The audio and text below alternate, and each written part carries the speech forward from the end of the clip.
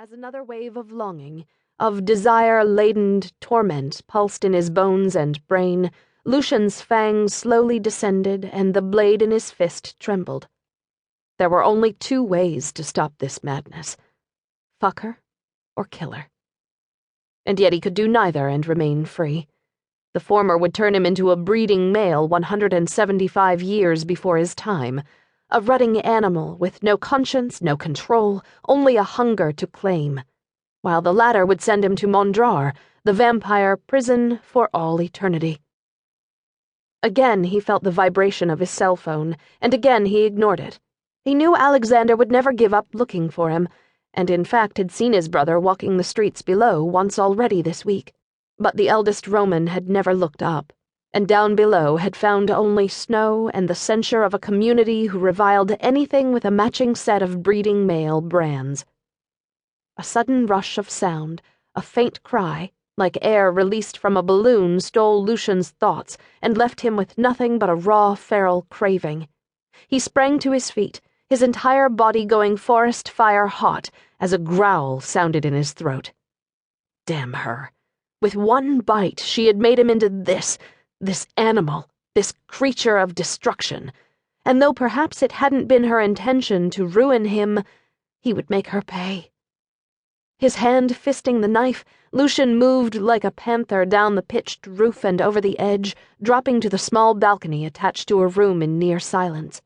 The window was a large square, and in the handful of times he'd stood there watching her sleep, he'd surmised rather easy to maneuver through. Darkness blanketed her bedroom, the only light coming from the street lamps below. But to Lucian's keen gaze it was enough to make out the furniture, the artwork on her walls, and the vena lying in her bed. As usual, she was on her back, her dark hair spilling out over her stark white pillow.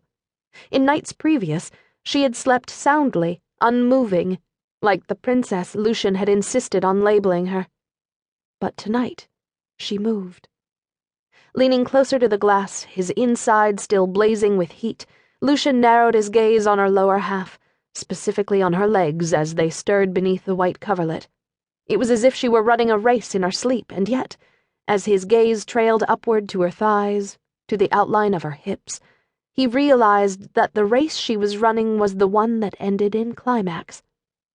Madness splintered his mind once again, and instead of pushing away from her window and returning to his rooftop perch as he normally did, he quietly broke the lock on her window, eased up the frame, and stole inside her room. Instantly, the scent of her yet unclaimed orgasm washed over him, and he flew to the bed and coiled over her like a snake, any last shreds of stability he may have had upon entering now dead, drowned, forgotten. The white coverlet blinded him from the act she performed, but Lucian could imagine her hands working her core, just as he could scent the dance of her fingers inside her cunt. He snarled softly at her, at the pale, perfect face that was framed with long black hair.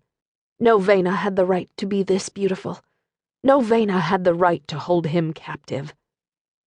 Held in her own state of captivity, Bronwyn's eyes remained clamped shut, but her cheeks held the delectable stain of desire, and her pink lips were parted just enough for the ragged breaths of her building passion to escape. Like a dog in heat, Lucian leaned in and took one long sniff. The mistake of it hit him instantaneously.